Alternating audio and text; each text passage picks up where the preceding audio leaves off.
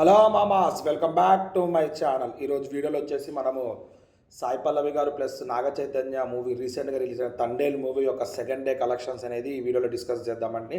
Plus break even టార్గెట్కి ఇంకెంత reach అవ్వాలి, break even target ఎంత రీచ్ అయితే సినిమా అనేది హిట్ కింద కన్సిడర్ చేస్తారు అనేది ఈ వీడియోలో మొత్తం డిస్కస్ చేసుకుందామండి.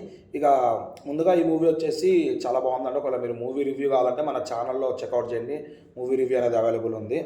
ఇక కలెక్షన్స్ వచ్చేసి మనకి సెకండ్ డే చాలా అనుకున్నది ఎందుకన్నా బాగానే వచ్చిందండి.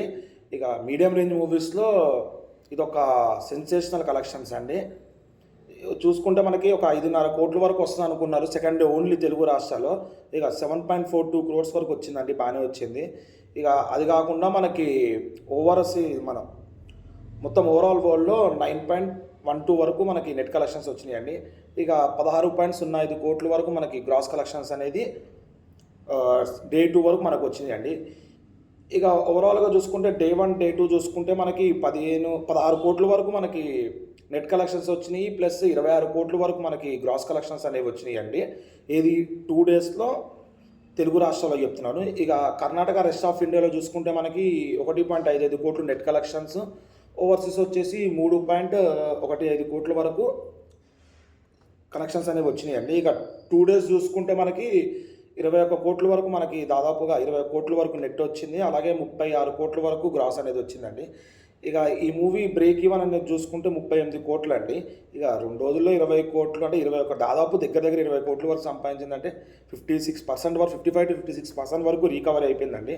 ఇక సండే కొంచెం జోరు పెరిగింది, కొన్ని థియేటర్స్లో హౌస్ఫుల్ అనేది కూడా చూపించింది. మేబీ సండే కలెక్షన్స్ కూడా వస్తే, అదే డే 3 కలెక్షన్స్ కూడా వస్తే మూవీ అనేది ఈజీగా 75% వరకు కలెక్ట్ చేస్తుంది అనుకుంటా. లాంగ్ రన్లో ఈజీగా 38 crores క్రాస్ అయిపోద్దండి. 38 crores అనేది పెద్ద మాట కాదు. ఆల్రెడీ 21 crores వరకు కలెక్ట్ చేసిందంటే మూవీ 38 crores క్రాస్ చేయడం అంత హార్డ్ ఏం కాదు, లాంగ్ రన్లో క్రాస్ అయిపోతుంది.